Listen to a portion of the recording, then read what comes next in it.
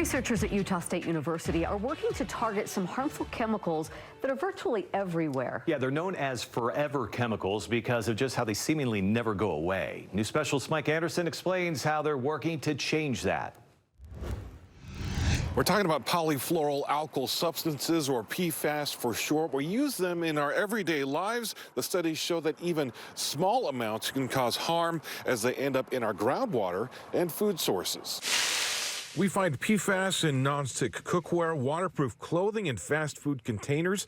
It's a lot of the stuff that repels water and grease and is heat resistant. And as they wash down the drain through our wastewater treatment plants, they enter back into our groundwater and some food. You don't have to be in a highly industrialized community in order to see them in the wastewater. Dr. Ryan DuPont and his team of researchers at the Utah State University Water Lab are working on ways to reduce how much of it goes downstream. He says the PFAS can cause harm to the liver and the effectiveness of vaccines. It doesn't take much, and again, if these are non-toxic effects, the exposures over long periods of time, again, build up and they cause these kind of long-term effects. They're targeting the sludge, biosolids as they call them, that are treated in wastewater plants. So really the name of the game right now is kind of trying to prevent exposures. Chase Fry is among the research assistants on the project. They use a charred material that acts sort of like activated carbon, helping filter out the bad stuff. And what it appears is that the doped biochar materials in the compost are speeding up the